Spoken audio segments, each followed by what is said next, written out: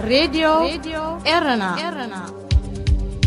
راديو إرنا كاب كتما باريس محلالف بإرتاوين غازيتنياتا زدالو نتسا راديو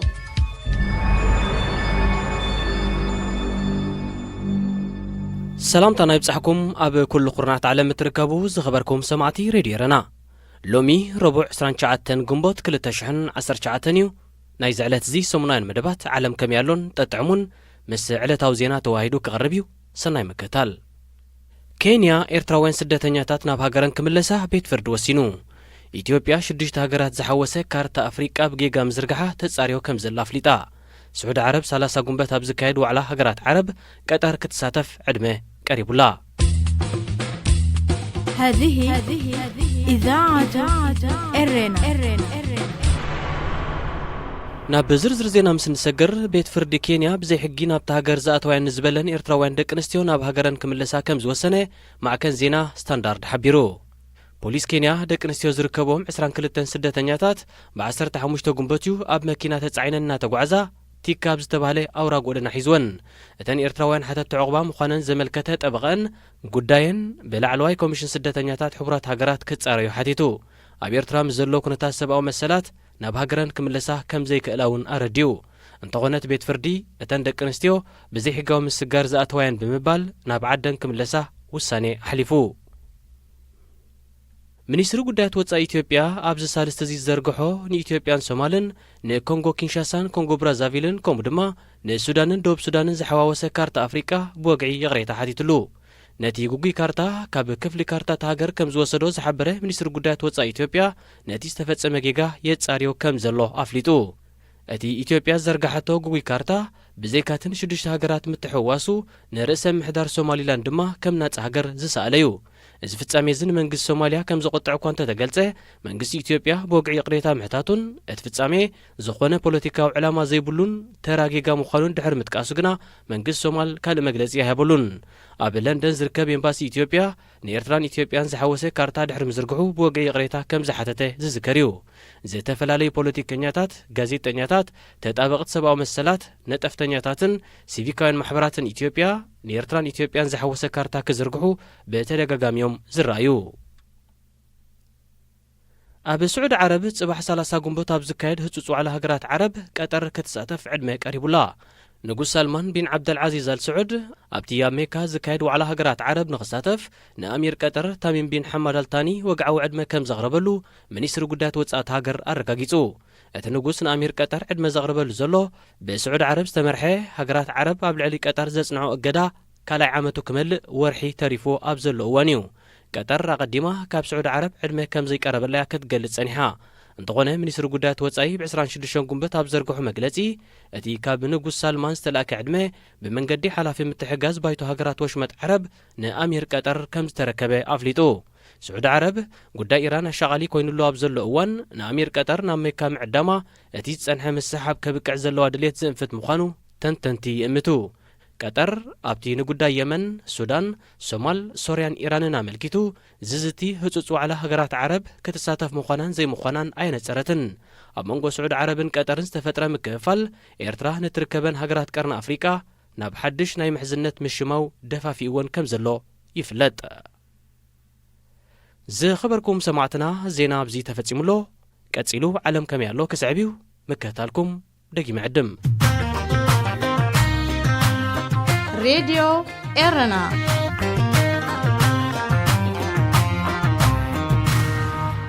سلام زخبركم تخطتلتي مرب عالم كميالو لومي نقل إسياس أفوركي أبعلتنا تصمنت إرترا أعميرنا كنرينا انتس بلبو كم حسيبو انتس كم أطلال سلتي إسياس أفوركي أب إرترا تزل على حق انفتحن كم استبتحق جيري يقرأ زدلن زفتن نزالو اتهك أنا بوزع سماع إذني زي بلو خنسو بغتصالي كم أمسيلو كزاربن كقلت انكا زقارم نقريو أبزناي زعمت زي إنو معلتنا تسنت أملكيتو زقبرو مدره بزنت بزي مجمارو قا بفلات إنيرو ويو فتحن حق أن درو ترقاقيتو سيائي نممتع حق أن فتحن أبستغايدة عري أبقوني دون زبلو أمسكينو إذن قلوزي كلتي أبز مدره زسعبونت بتات أفركاش حق الناس قولو مسرت كانت فوخم زو السنة زر إنيرو ከምኡ ስለ ዝኾነ ከዓ ናብቲ ብትርጉምን ክውንነትን ትግባሪኡን ፈጺሙ ጠላሕ ዘየብል ጽንዓት ብጽንዓት ንልምዓት ዝብል ከም ቴማ ዝወሰዶ ርእስቲ ቀልጢፉ ሰጊሩ ዝሓለፈት ዓመት 2018 ቅድሚ ሕጂ ተራእዩ ብዘይፈልጥ ክብሪ ሃገራውነትና ብኣዝዩ ዘሕፍር መንገዲ ዘዋረደት ዓመት እያ ነይራ። ኣብዚ ውርደት እዚ ቀንድን ኣበጋስን ኮይኑ ዝተረኣየ ንሱ ባዕሉ ኢሳያስ ኣፈወርቂ ነይሩ። ነቲ ንሱ ዝጀመሮ ሕማቕ ንስም ሃገር ዝደወነ ሰንከልከላት ተኸቲሉ ዝመፀ ውርደታት ዳርጋ ንዓመት መመላእታ ነብስና በሊዑናዮ። እዚ ኸሎ እቲ ሓቂ ኸኣዩ ዘለናዮ እዋን ቅያታትና ዳግም ተኸልዑ ጸብለል ዝበለሉ ታሪኻዊ እዋን ኢና ዘለና ዝበለ። ቅያታትና ታሪኽና ጅግንነትናን መስዋዕትናን ዋላ እኳ ዝኾነ ይኹን ውልቀ ሰብን ጉጅለን ዘይሓኮ ወሳኒ ጥሪትና እንተኾነ ብፍላይ ዓሚ ብሕማቕ ተሃሪመዮ። ስለዚ ከዓ ኢሳያስ ኣፈወርቂ ዘቕርቦ መረዳእታ ትርጉም ክረክብ ኣይክእልን። ንመእተዊ መደርኡ ብኸምዚ ዝፈለመ ኢሳያስ ቀጺሉ ኣብቲ ዓመት መጸ ብደረጃ መረብረብነቱ ዝዝከር ዓለም ከመይ ጌራ ከም ዝበደለትና ናጽነትና ብእዋኑ ክንረክብ እናተገባኣና ብኸመይ ዝኣመሰለ መሪር ጉዕዞ ክንሓልፍ ከም ዝተገደድና ዘብርህ ትሕዝትኡ ሰጊሩ ኣብ ተሃራራምን ግጭት ምፍጣርን ጥራይ ዘድህብ መንፈሱ ነዚ ነጥቢ እዚ ክዝርዝር ከሎ እግረ መንገዱ ክትሃራርም ንሕና ናጽነትና ከይንጎናጸፍ ብናይ ሽዑ ሓያላን ተቖሊፍና ኢሉ። ካብተን ናይ ሽዑ ሓያላን ዝኾና ሓንቲ ኣሜሪካ ሕጂ እውን ሓያል ምህላዋ ናይ ምኽሓድን ምስኣ ዘሎ ዘይሱኑይ ዝምድና ንምዝኽኻር ብርቀት ዝተሰኽዐ ነጥቢ ኸኣዩ ነይሩ። ህዝቢ ኤርትራ መሰሉ ከም ዝተነፍጎ ብዙሕ ፖለቲካዊ ውዲታት ከም ዝሰዓረ ኣብ መወዳእታ ቀልጽሙ ምስ ብረት ኣጋጢሙ ብገዛእ ተባዕ ሃገራዊ ወፍሩ ንሃገሩ ግምጃ ናጽነት ከም ዝሰለማ 28 ዓመታት ተደጋጊሙ ክንገሮ ዘይግብኦ ነገር እዩ። ምኽንያቱ ናቱን ዝፈልጦን ነገር ብምዃኑ ብፍላይ ናይ 30 ዓመታት ብረታዊ ገድሊ ኤርትራን መፈጸምትኡን ብሓይሊ ሓርነት ኣብ ምርጋጽ ዘይተደረተ ኣብ ሕግን ኣገባብን ዓለም ተኸቲሉ ልዑል ፖለቲካዊ መኽሰባት ደሪቡ ብረፍረንደም ኤርትራ ኣብ ዘይንቕነቕ ዓለማዊ ባይታ ዝተኸለ ምዃኑ ነፍሲ ወከፍ ኤርትራዊ ኣዳዕዲዑ ዝግንዘቦ ነገር እዩ። ኣብ ናይ ሎብ ዘመን ኣዝያ ተሓቢኣ ተሰኻኺዓ ዝኣተወት ሕማቕ ትሕዝቶ መደረ ኢሳያስ ኣብ ኩሉ መንገድና ኣንጻር ጸላእቲ ጥራይ ዘይኮነስ ኣንጻር ውሽጣዊ በታታኒ ከፋፋልን ጋዕዘይን ፖለቲካ ኣሪምናይና ናብ ዝበፂሕና ትብል እያ ነይራ። ኣጸቢቓ ክትበርህ እውን መሳርዕና እናጽረናይና ናጽነትን ልኡላውነትን ኣምጺና ኣረጋጊጽና ኢሉ። ኣብዚ ነጥብ እዚ ከምቲ ብልሳን ጥራይ ዝልፍለፈሉ ሰላም መጺኡ ሓቅን ፍትሕን ተረጋጊጹ ዘይኮነ ኣብቲ ሰላምን ፍትሕን መጺኡ ዝበሃለሉ እዋን ከይተረፈ ናይ ሰላምን ሕድገትን ግዜ ከም ዘይብሉ ዘርእዮ። ድሕሪ ተኸሲቱ ዝተባሃለ ሰላም ኩሉ ኣብ ደገ ፋሒሉ ዘሎ ዜጋ ናብ ቤቱ ክምለስ ኣብ ውሽጢ ዓዲ ኣብ ማእሰርትን መዳጎኒታትን ብዘይ ሕግን ኣገባብን ተሸሪቡ ዘሎ ክፍታሕን ክመሓርን እናተገብአ ብረቃቕቲ መልእኽትታት ኣብ ውሽጥና ንዝተፈጥረ ጋዕዘይ እናጽረናይና መጺና ማለት ካልእ ማለት ዘይኮነ ካልእ ብዙሕ ነገራት ተሪፉ እዞም ዳሕሮት ኣብ ቃልሲ ህዝቢ ኤርትራ ወሳኒ ተራን ታሪኽን ዘለዎም ዓበይቲ መራሕቲ በታ ጠፊኦማ ዘለዉ ክጠፍኡ እምበር ካልእ ትፅቢት ምግባር ኣይከኣልን ክብል ይደልዩ። እዚ መንፈስ እዚ ኸኣዩ ናብ ካልእ ሓድሽ መድረኻት ከሰጋግረና ዘይክእል ዘሎ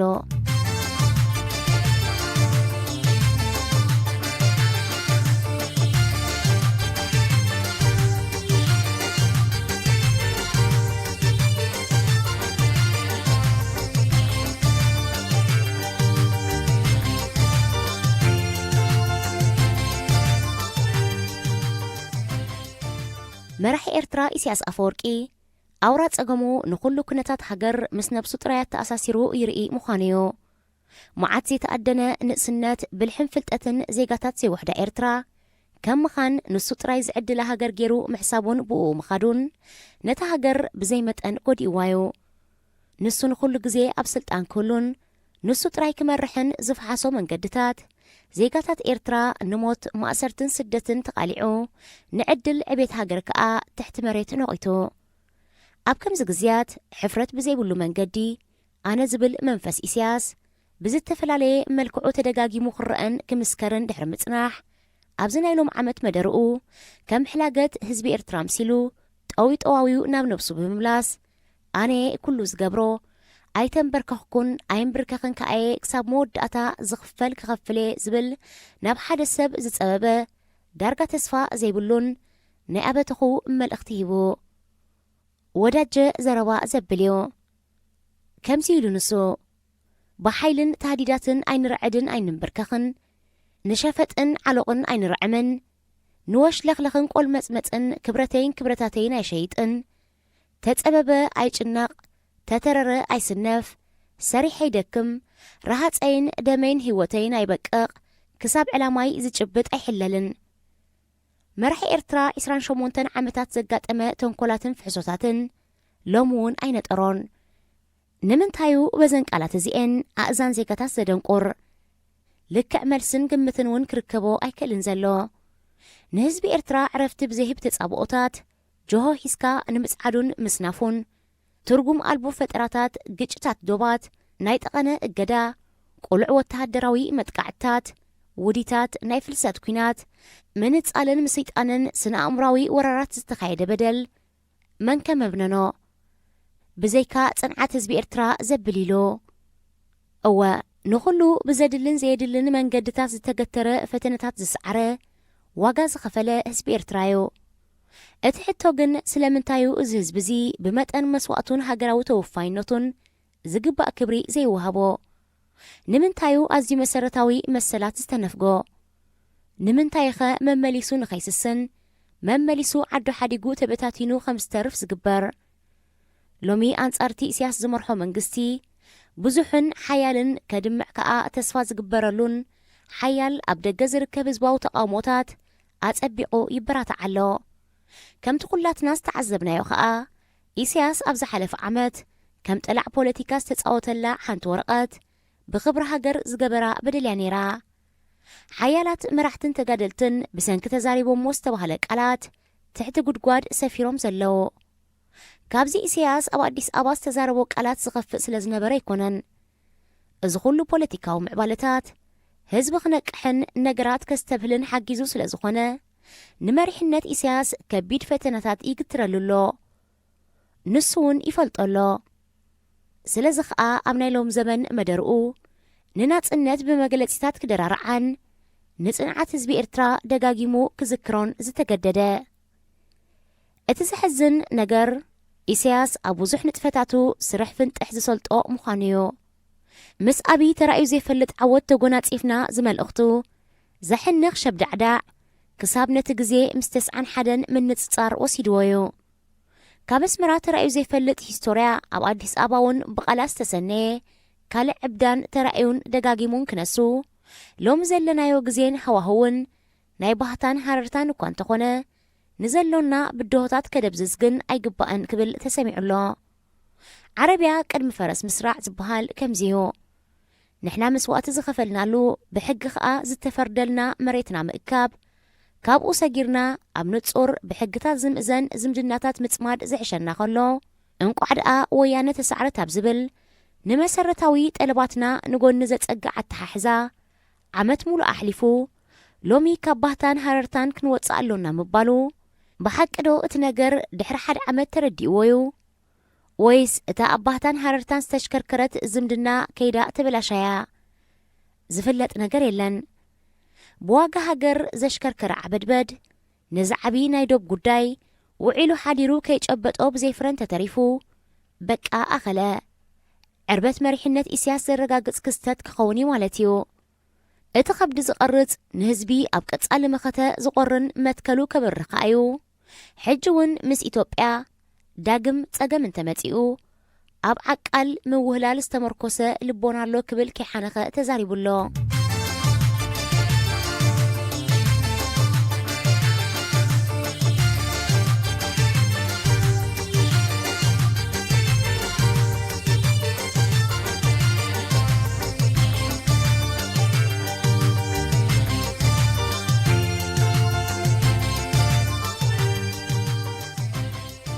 መግለጺታሲ ተዋህበ መደባትከ ኣለኩም ዶ ኣቶ ኢሳያስ ዝብል ሕቶ ህዝቢ መመሊሱ ይመጽእ ከም ዘሎ ዘስተባሃለ ከዓ መሲሉ ኣብዚ ናይ ሕጂ መደርኡ እንተኾነ ካብ ምውሕላል ቃላት ብዘይሓልፍ መልክዕ መሰረታዊ መደባት ብትካት ከተግብር ሃብትን ዕድላትን ከም መቃርሕ ምዃኑ ድሕሪ ምግላጽ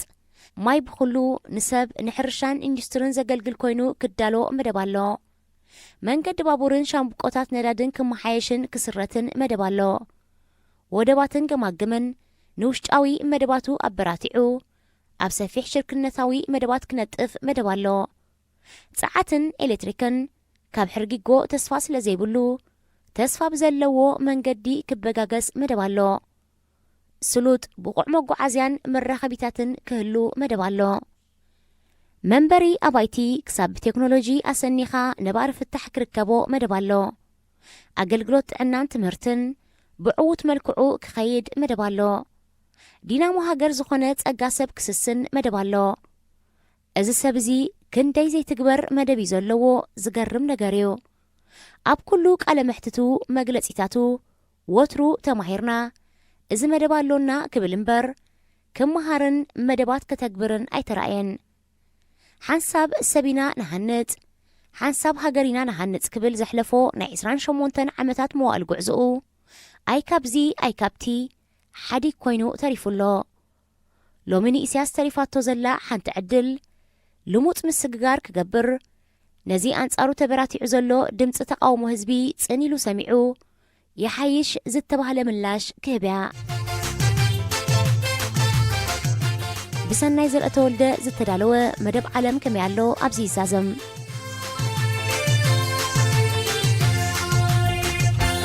እዚ ትከታተልዎ ዘለኹም ካብ ከተማ ፓሪስ ብቐጥታ ዝፍኖ ድምፂ ሬድዮ ኤረና እዩ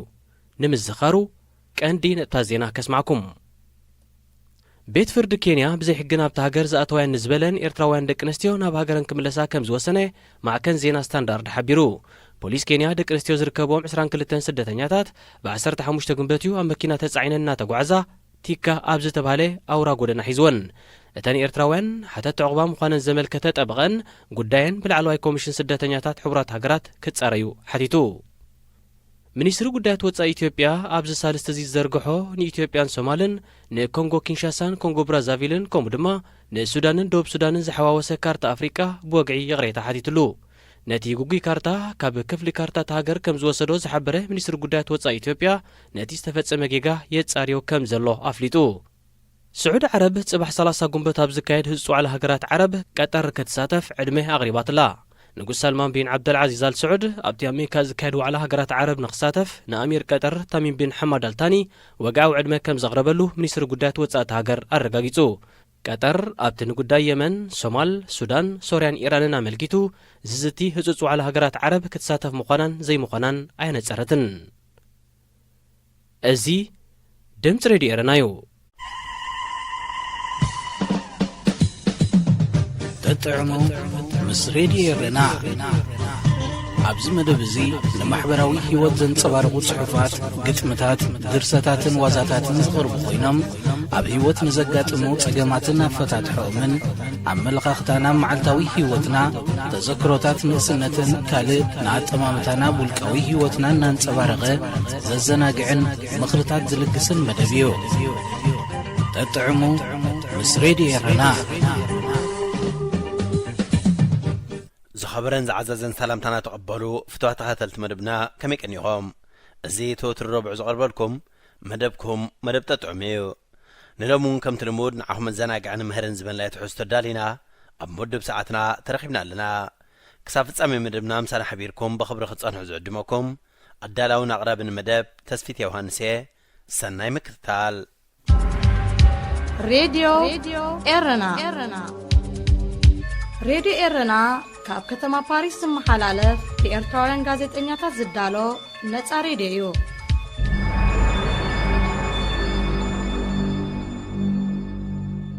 ሳምራዊ ተኸታታሊ ዛንታ ብተስፊት ዮሃንስ ምዕራፍ 2 ቁጽሪ 5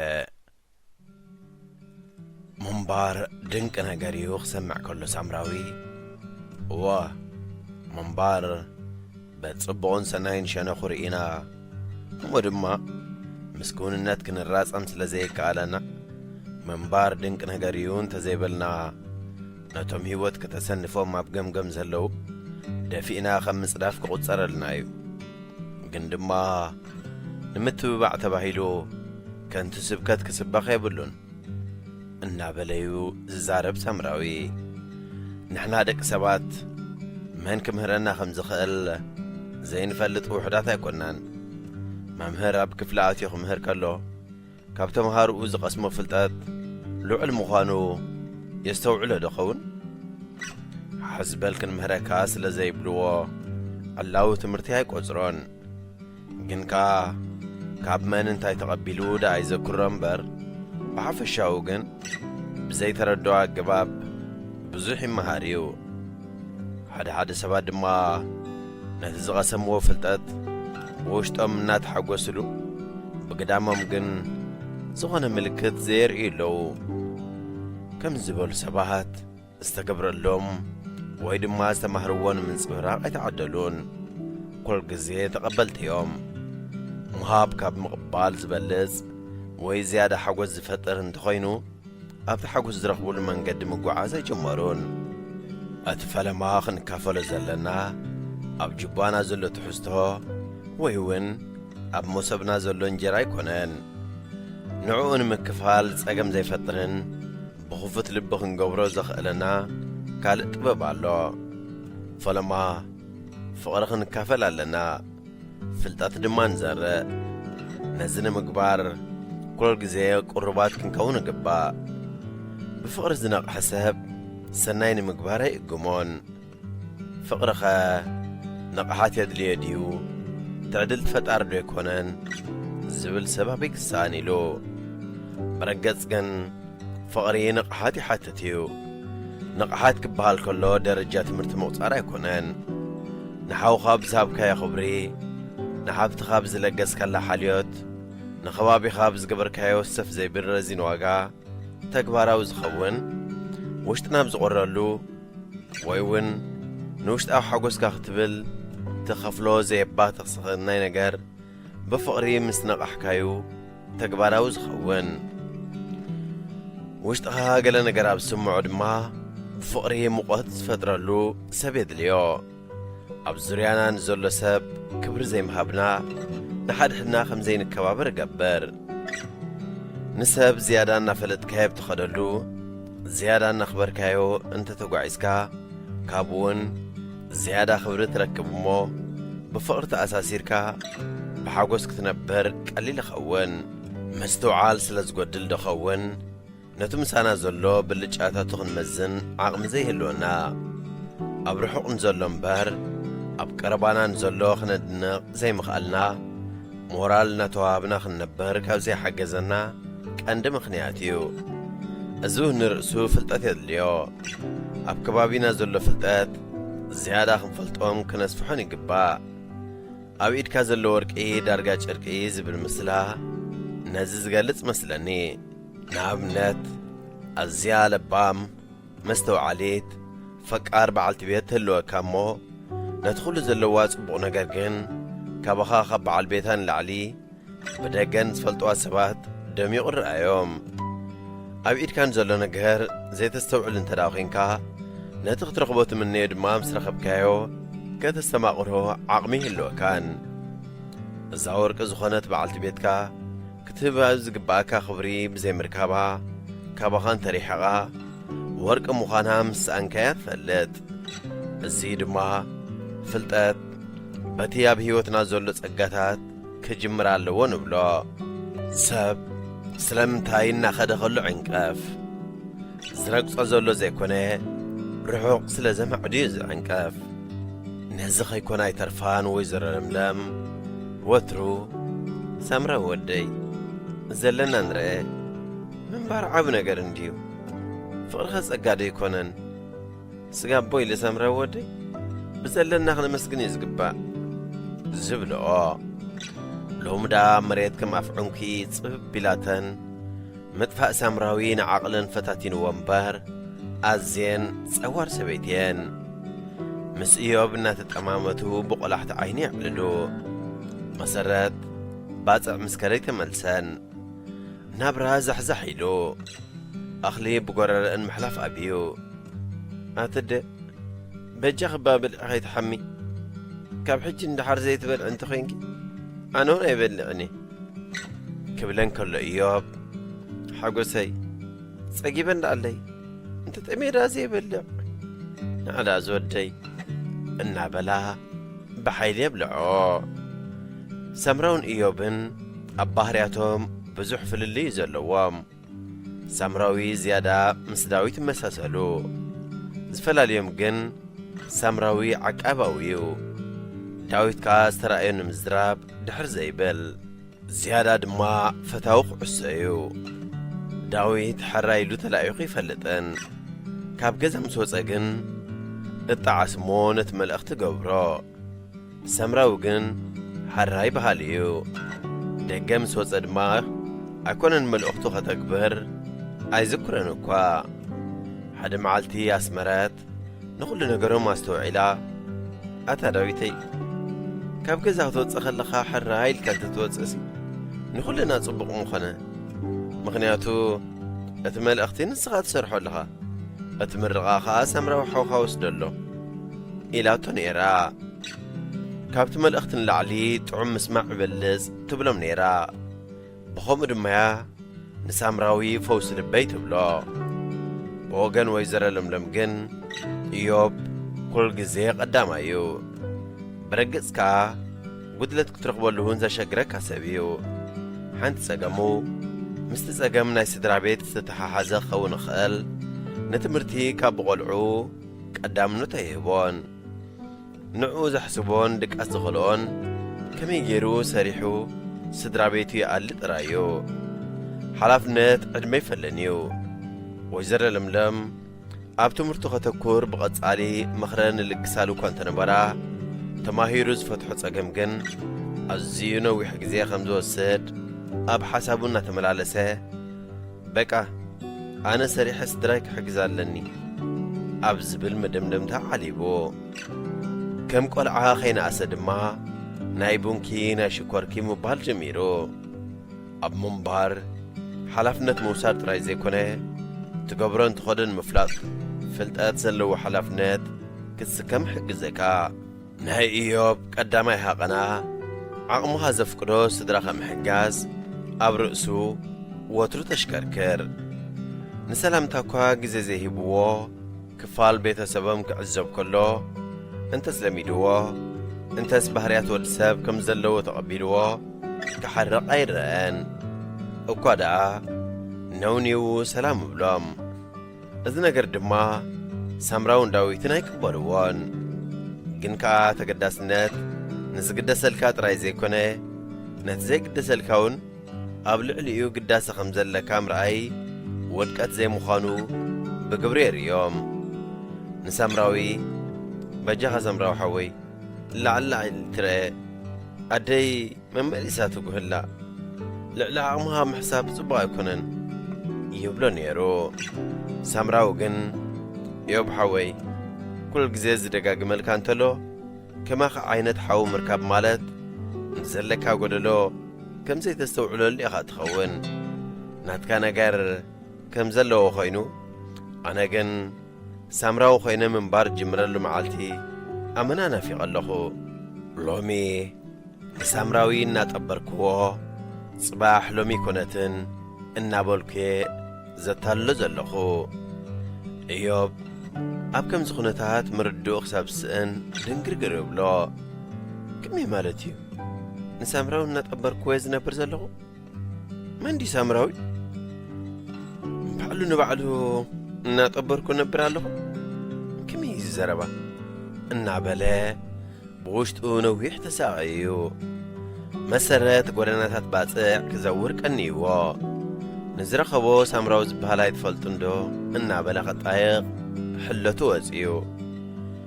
ኣይረኸብኮን ኢሉ ክምለስ ከም ሞት ከቢድዎ ኣብቲ ስድራ ቤት ዝህሉ ጸገም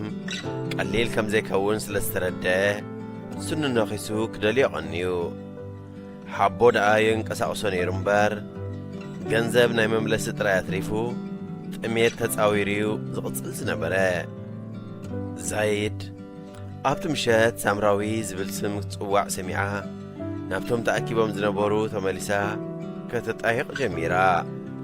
እቶም ተኣኪቦም ጸንሑ ሰባት ዝያዳ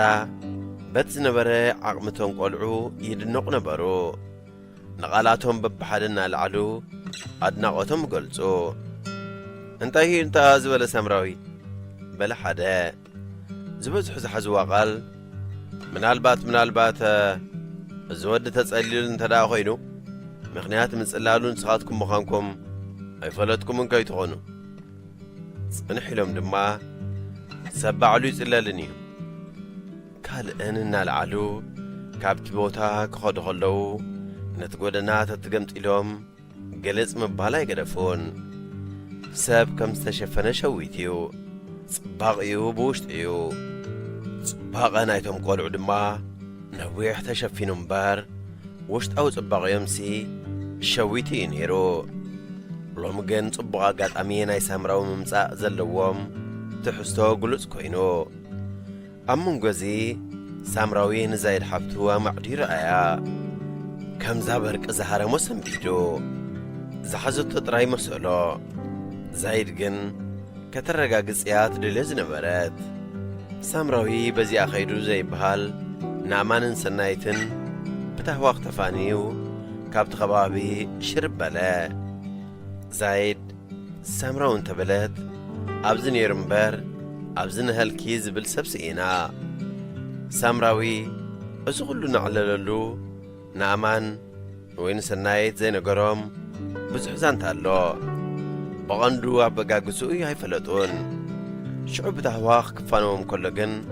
وشتهم فرح بلا نعوز خون ملسخه بوغو خمزخ الدعا يردو امبار اتخون نقر كساب زي بزحوغن بشاقلوت كحمسو قدنيو أسمرات نرأسا نداويت بزتاكمن زي تاكمن قاج كتبلولو جمارات سرحاب قبو كتسرح سلازيك عادات عرف تخطو سرت نجيروا زايد نايمشات نبري محزاس مرت دويلا كنتات كترقاقز نبري توكستا بر مالت أزيا أماني تاسمرت يا ناس مرت زقربت نايلب مماخرتان أبهي واتون حقازيتان بعد تصبوغانيا كل نجر ناس مرت سلتفلت رما زايد سامراوي خمس أفن سدرابيتا بحماق كنتات كم زلون حبرتها زي رجوز حبرتها مخانو بريها ديك أم حريك كل خمس خل كترخبون مخانان هتسفوتا شعو اتسامراو بهال زمسيسب حوا مخانو رقص انيا خونات نابتبوتا اختيت ملسقن كل تساب تسقريريو من البات صباح ملس خونو سلازي صباح بزخون من قديك حزلني بلت بوشتا مسرد ما كابيسو كملاس يدنادن اللو راديو إرنا راديو إرنا كاب كتما باريس محلالف لإرتاورن غازت إنياتا زدالو نتسا راديو سلك هكزي وسنيو نايكالوت هيوت بمنبار ايتباخنو أمريكاوي بليونير ستيف جابس أبناي هيوتو ناي مودة تساعات زحلفو أدناق ملأختي ستيف أب مبال 56 عامتو كابز عالم بموت استفليه وناني تكال أبل زنبره بليونير كوينو تنك موتو حمام منشوريو أبناي نقد عالم أبت مترشات أرزز بهالبوتا بزحي يقون مبار كابز خل هابتي حاقوس كركب هيكالكون دخيمن لفعين كابز الطراقم كوا هابتي سرغب كووك انت أبتخون حاقوس يبلين حجي أبناي هوتي ناي مودة موت أبعراتي كويني زحلف كوو كلون دحريت تمليسيخ ذكرون كلخو زحبانو اللوز نبوركو هابتين زنان كنت خم زخونن ترقم كم زي بلون كردعني قيل الله حد سب مكنا خزور الكاس راح كتقصره تخليخا ويكا سريحو جنزب كتولكا خطقصره تخال نتزسقي كازلو حمام كسكمل كاجن كتوخ تقصره تخاليخا مدراوي زخونيك أنت أمنتي كل خطأفة ويكا داغماي كركب كاليو حنسب مسان كايو داغماي كترخبو زي تخال نجرجن علو نسخة هيوتك أيو حد سب مطبحتي نبز كبرو لخفلي كأتن كله أنبيبو زي ودو مصحف تزن تزبلو نيرو أرئست مصحف طعين عبرانا منبار مستير زبل كخون كم زخال ترطر يبلون أبزخون يخون براخنا هيوت ولا نمبر نا هيوتنا مقار جاز عصولو هندبات فيت نفيت النقات أمولو حدا معالتي ممسوي ترفنيو نبيت السبكا نناي حدار مص أمدخا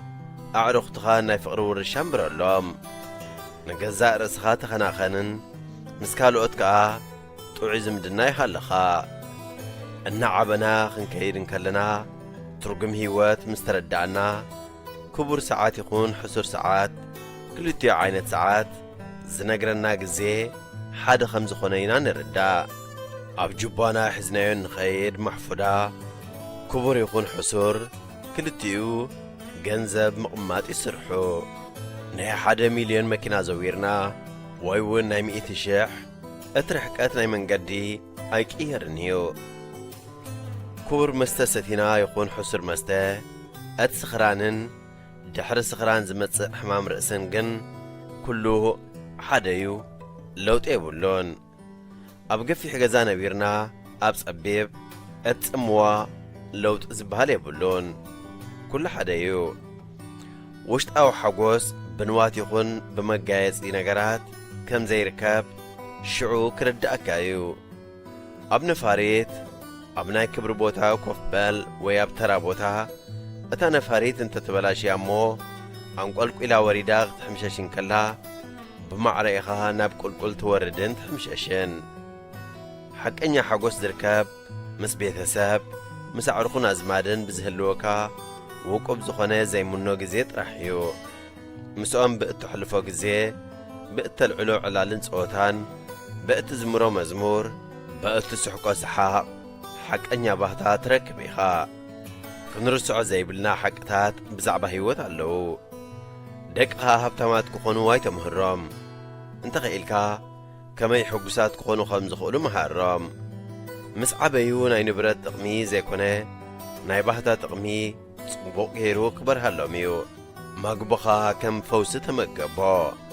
ايكونن جن مدهانيت كم مقبي كتمقبا يخا زفتو كسب بقليلو ايفليك هنيو كابخا نخفله 9 مخنيات ولا يحلوه كفله كاب زي بلو بحانت مخنيات انيعو دو كبليو امونغو سب كوين كاب مفتارن سب مخانن عاب فللي يزلو ازر الدوم وحدات سبات يوم كتولدن كلها كبوري خانيركا كتموتن كلهاون كبوري خا اتي امونغو زلقاق مملا ناتكا قدايو قالي غابت عزتات ستيف أب هيوتي أتجنزب زي كفولون زفتو النجار كل ساب بمعرى زرخبون جزيو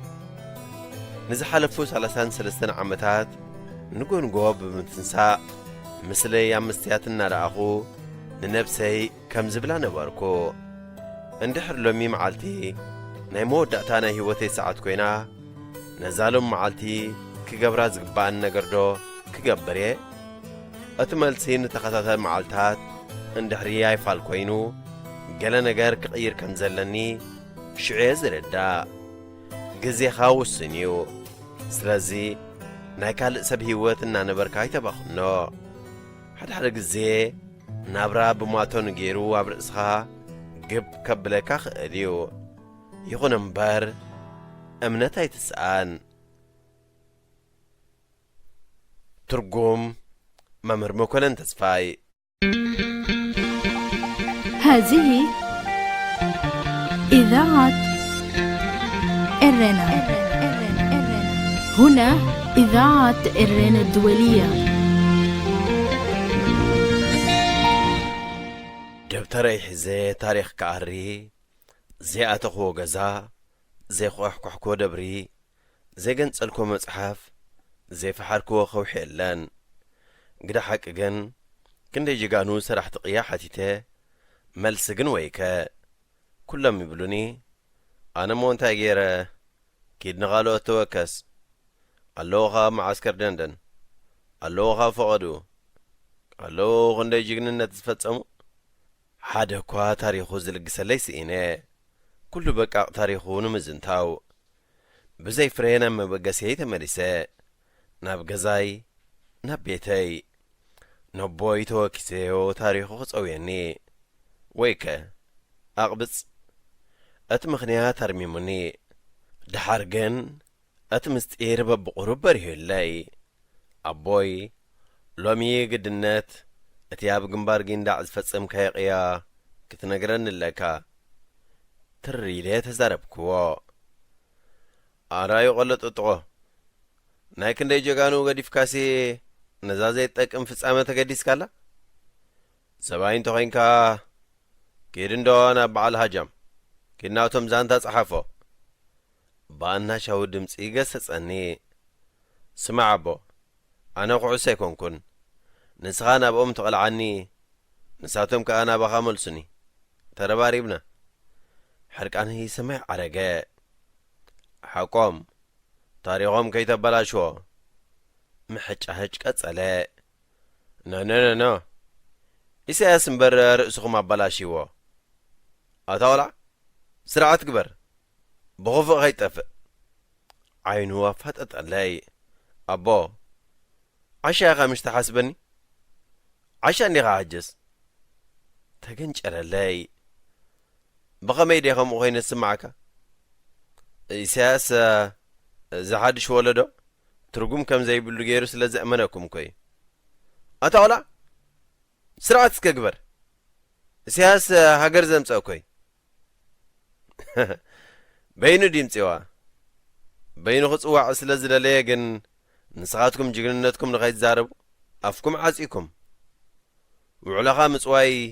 ሕንከት ከም ዝኾነ እሚንኩም ወዲ ተካሌ ተምጽኦ ኣለካ ተቕላዕ ከምኡ ገይረ ደፊረ ተዛሪበዮ ስለ ዘይፈልጥ ዘንጠልክዎ ኾይኑ ተሰምዖ ዝመጽ ይምጻእ ንስኹም ታሪኽኩም ተትነግሩ እዚ ህዝቢ ብዘይካ ኢሳያስ ባ ሰብ ኣለዋ ዝሃገር ምበለ ኢሳያስ እንተወሪዱ መን ክመርሓና እዩ ኢሉ ናይም ተሸቕረረን ሃገር ጀጋኑ እምበር ሃገር ሓደ ጃና ኣይኮነትን ኤርትራ ብስምዒት ተዛረብኩ ኣቦይ ብሕርቃን ክሳብ ዝዓፍር ሓነቐኒ ጅግና እንተነዲሩ ተሓዘ የብሉን ዕቕዕቕ ኣበለኒ ምስኪናይ ኣቦይ ቁርብ ጸኒሐ ግን ነገር ወላዲ ለቐቐኒ ኢሳያስ ግን ክሳብ ሎሚ ሓንጎሉ ሓኒቑ የዕፍሮ ኣሎ ነመስግነካ ሚልዮን መዓሾ ተሳትፎኻ ይፈለየና ድማ ንበል ሬድዮ ኤረና ናጻ ድምፂ ኤርትራውያን ሬድዮ ኤረና ናጻ ድምፂ ኤርትራውያን ፍትዋ ተኸታተልቲ መደብና ብዘቕድምናልኩም ትሕዝቶ ዓጊብኩም ተዛኒኹም ክትኮኑ ተስፋ እናገበርና ናይ ሎም ትሕዝቶና ኣብዛዚምና ኣለና ኣብ መደብና ዘለኩም ርእይቶ ይኹን ነቐፌታ ወይ እውን ክቐርበልኩም ትደልይዎ ጽሑፋት ምስ ዘሉ በትልሙድ ኣድራሻና ናብ ሬድዮ ኤረና @gmail.com ወይ ሬድዮ ኤረና @yahoo.com ኢልኩም ለኣኹልና ክበጽሓና እዩ ብተወሳኺ እውን ኣብ ፌስቡክ ተስፊት ዮሃንስ ብምባል ኣብ ናይ መልእኽቲ ሳጹን ክትገድፍለይ ከም ትኽእሉ ከዘኻኽረኩም ደሊ ብዝተረፈ ብዝመጽእ ረቡዕ ኣብ ተመሳሳሊ ሰዓትን ብዝተፈለየ ትሕዝቶን ክሳብ ንራኸብ ጠጥዕሞ ተጥዕሞ ምስ ሬድዮ ኤረና ኣብዚ መደብ እዚ ንማሕበራዊ ህይወት ዘንጸባርቑ ጽሑፋት ግጥምታት ድርሰታትን ዋዛታትን ዝቐርቡ ኮይኖም ኣብ ህይወት ንዘጋጥሙ ጸገማትን ኣፈታትሖምን ኣመለኻኽታና መዓልታዊ ህይወትና ተዘክሮታት ንእስነትን ካልእ ንኣጠማምታና ውልቃዊ ህይወትና እናንጸባረቐ ዘዘናግዕን ምኽርታት ዝልግስን መደብ እዩ ተጥዕሙ ምስ ሬድዮ ኤረና ዝኸበርኩም ሰማዕትና ናይ ሰዓት ዚ ፈንወና ንምጥቕላሉ ዜና ደጊማ ኸስማዕኩም